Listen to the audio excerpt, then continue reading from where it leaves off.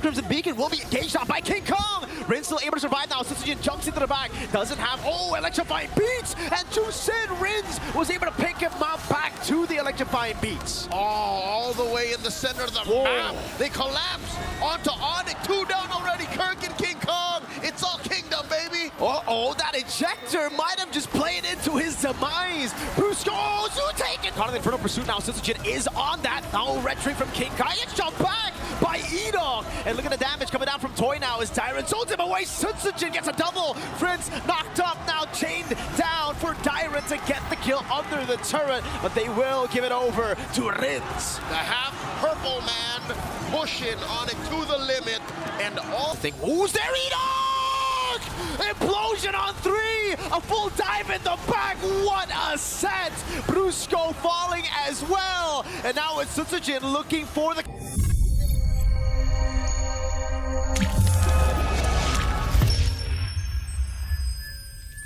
The Kingdom versus the Super Fam.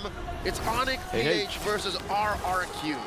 Did I just see Papara Supermassive players celebrating with the Sonics there in the building? They were there. They were there. They're supporting, clearly, ONIC Philippine fans as well here. And this is the advantage you have when you have the Jawhead, man.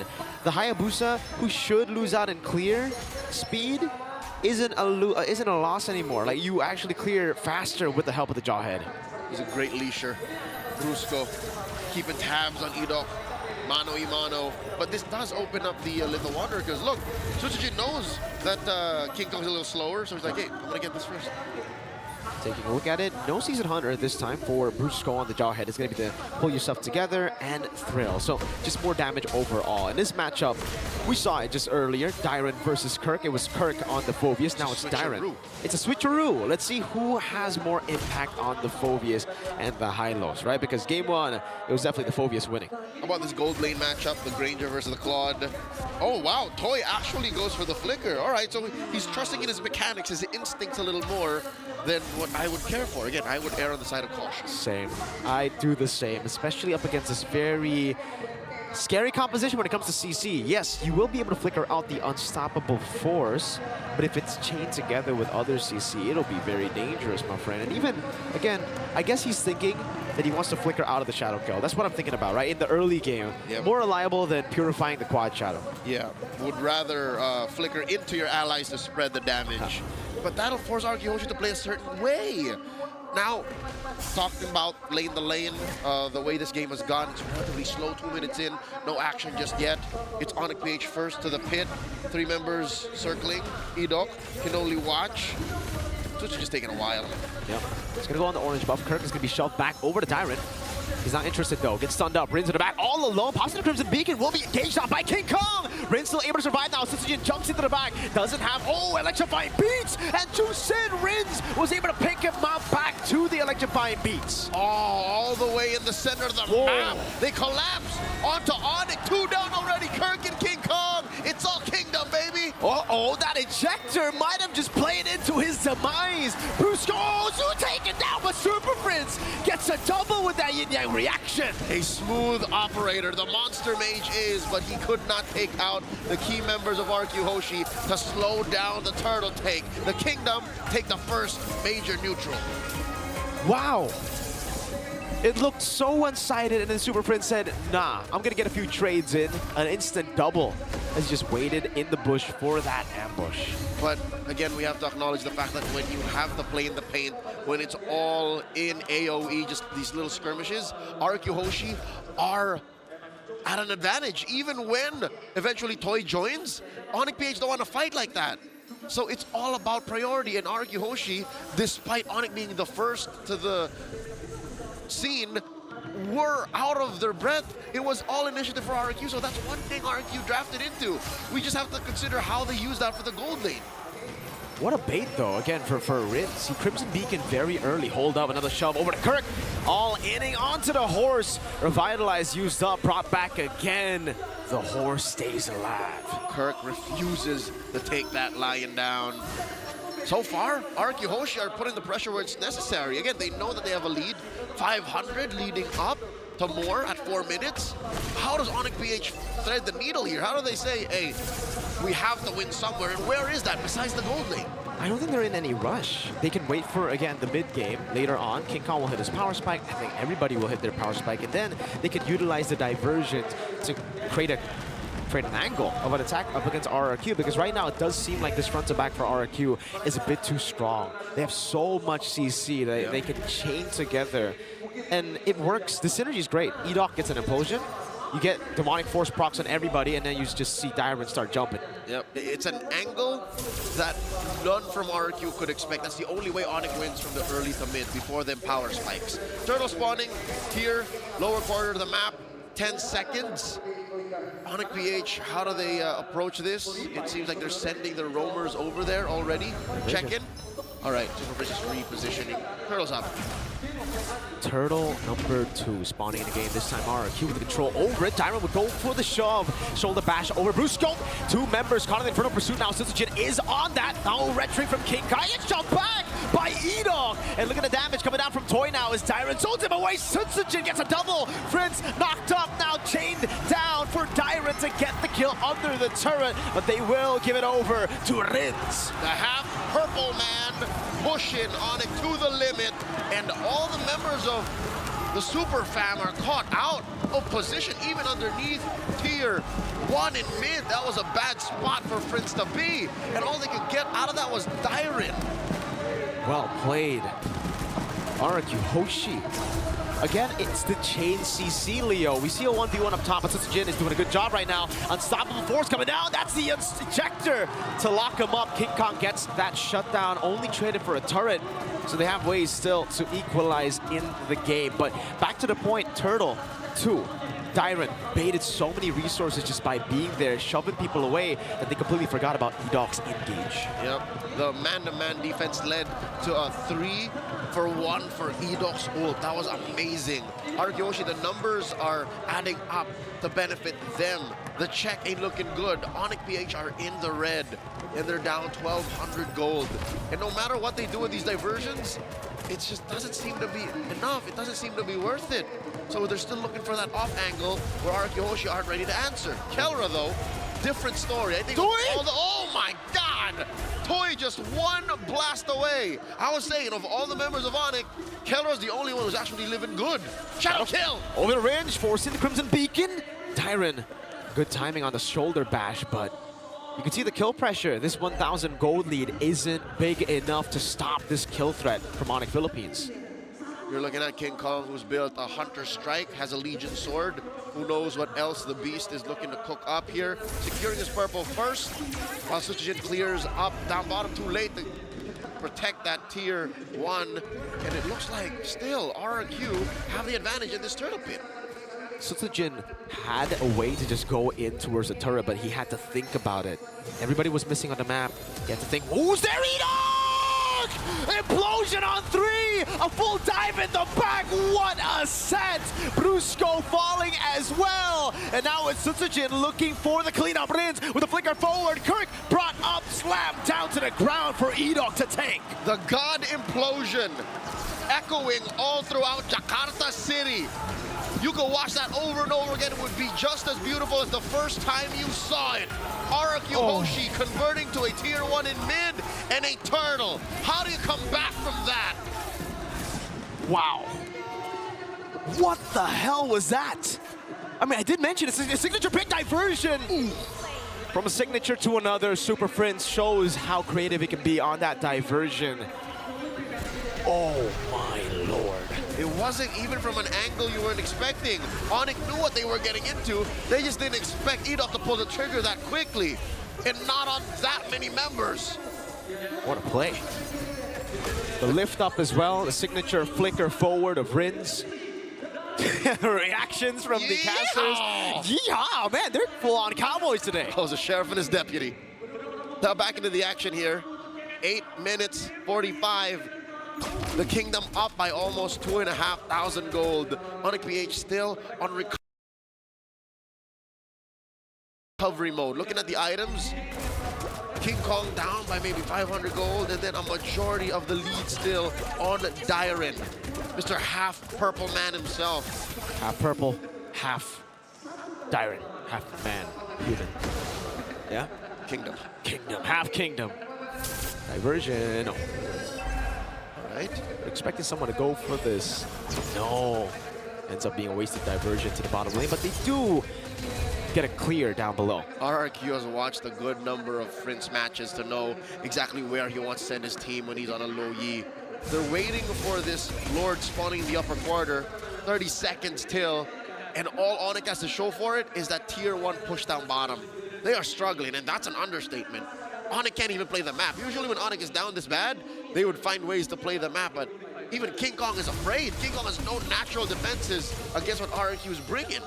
I gotta say, Leo, you know, we were talking about the drafts, and honestly, that was with me thinking there's gonna be purifiers on the side of ONIC Philippines. I just noticed there's no purifiers here at all. That's why the EDOC play was so massive. I guess they were punished harder for trusting in their own mechanics.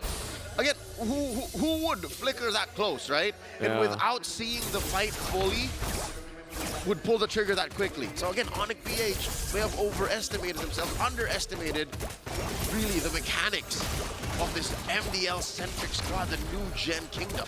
Kirk's going for the chase, but will just be guided back by Rins. Look at Toy. Half HP on the Lord. Again, Darren walking up again over to Kirk. Able to find Brusco in the bush. Rins with the Crimson Beacon. Zoning Super Prince away. Sunsujin gets rid of the Lord. Edog again finding another! My goodness gracious! And now they're all just falling under that damage. King Kong, he's gonna be lifted up just in a bit. Rins looking for the angle. Won't be able to do so as Kelra is able to provide cover.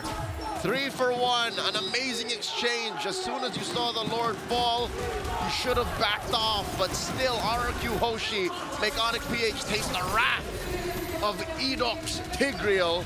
Once more, a big ticket ult, causing the map to turn red. Lord marching down bottom, a big chubby wave up top. This is a RRQ Hoshi written all over it. Edoc, you madman. 2 sets in a row. My goodness, now Rin's gonna be engaged on. Shadow Kill has the flicker out, but it's still gonna be a kill. Too many stacks on him. All right, ONIC PH though, land on their feet, able to defend from that Lord relatively safely, losing nothing but that Holy Shield in mid. They still keep that Holy Shield down bottom and a tier 2 up top. ONIC PH are really doing their best here. This reminds me of that defense they had in game 1. Who's to say, Mirko? What are the odds that they defend the way they did in the previous game? I think there's a chance. I mean, again, it's not as good, the clear, as a Moskov, but the Granger still does well when it comes to clearing it out, and especially considering Kelra hasn't died yet. He's still holding on to a pretty... Oh, yes. Wait, so the Sky Piercer... Oh, it was the implosion earlier. Yep. All right, so I think he might have to think about selling the Sky Piercer as we get into the later... Unless he wants to, again, bank on his ability to get kills, because I guess that's the only way to come back. A late game power spike to put up the stacks, yeah, but what? You're waiting for 3 or 4 kills from out of nowhere? RRQ Hoshi's not gonna lay down and just hand it to you. Oh no. Wow. Kirk here forced to use the glorious pathway just to run away. They knew, they had a read on ONIC Philippines. They knew there was a diversion sent to the other side for sure, and that's why they decided to pull the trigger on Kirk. Wasn't enough, but great read. That's what they've been playing at the movie nights in the gaming house at RRQ. Just watch Super Frizz diversion plays. The omniscience that Super Frizz previously had is now a worldwide fact. So now the world champions have a target on their backs, and RRQ Hoshi are looking to make them bleed here to get 1 on the board here in this best of 7. They're up by 5,000 now. This can't just be on a singular player or 2. It's across the board. Darren. All right. So far away, but there's no Brusco to actually catch him. It'll only be risky if Brusco is within diversion. No one's going to take it, though. It's just to open up the map a bit. Oh! It is going to be King Kong who takes it, clear it up top, and go back to the quad shadow all the way back. World's longest shadow. A push. I don't know if that minion is big enough to take that turret, but at least it is some map presence that ONIC PH are looking to get. It's enough. Now the conceal coming in from Brusco. What do they find? Nothing.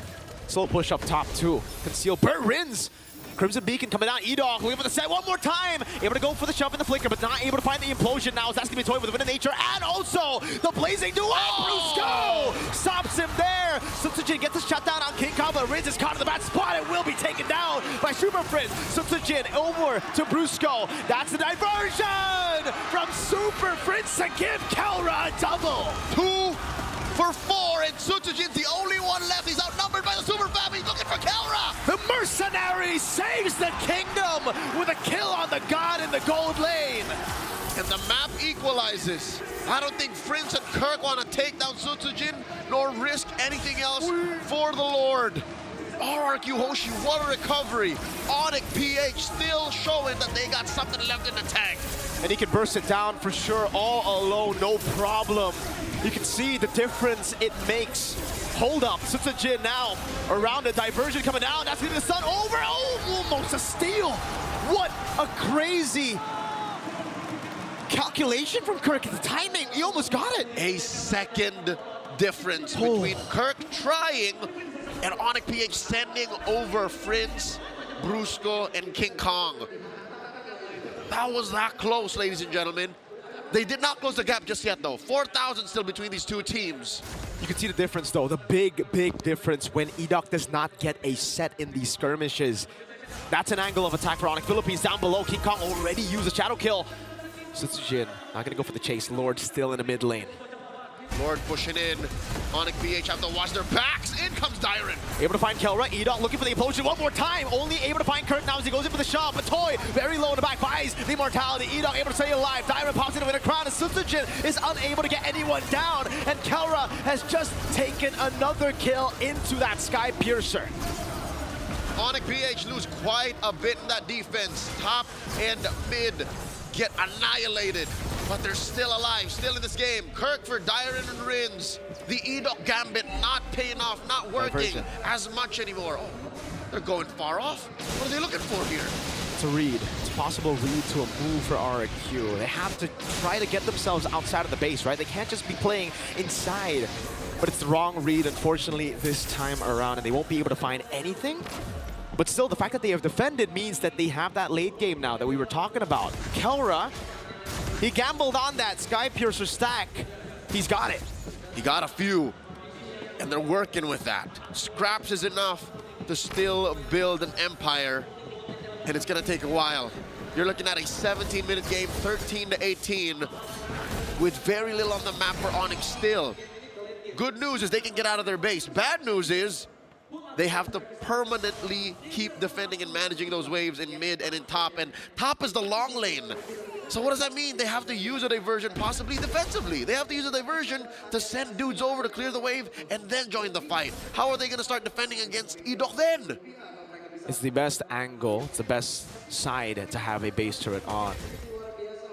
But this is the unpredictability of ONIC Philippines. Diversion, where is it going?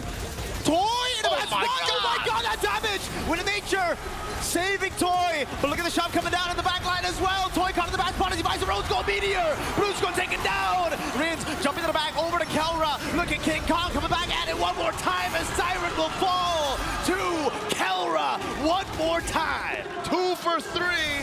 A beneficial trade for ONIC PH, and now Rins and Sutsujin considering how to approach the next minute. Lord spawning in 10. The creativity of Super Prince.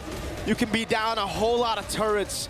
It can look impossible to come back, but nothing is impossible when you have a Lo Yi like this. Yellow rain from whichever angle Super Prince wants to come in via the diversion. An artist on this hero. Oh, Sutsujin's really trying. Trying to go in. Oh, Kelra with the flicker forward. Kelra didn't want to be with the Rose Gold Meteor. Immortality dropped again. Kelra taken down, a mistake. But no, it was a bait. It was a distraction for the Lord to be taken by King Kong. Kelra for the Lord at this point. It's evolved. And we're not even at TikTok timers yet, so that is a calculated risk Kelra took. The rest of the Super Fam agreed to this, but you're right, Miracle. But the waves. They can't defend without Kelra. 20 seconds, the big gamble. Good Disengaged from the side of King Kong. Ida only able to find one right now. Kirk will be melted down, but is still able to get out with the glorious pathway as again Super Prince comes in around with the reaction. Sunsujin jumps in with a crowd by Super Prince. Pop back again. Brusco taken low. And inside the base, RRQ HOSHI wreaking havoc. Down goes Riz, but it's too late. A gamble that paid off. But the long-term value of RRQ just getting the kill on Kelra got them the game.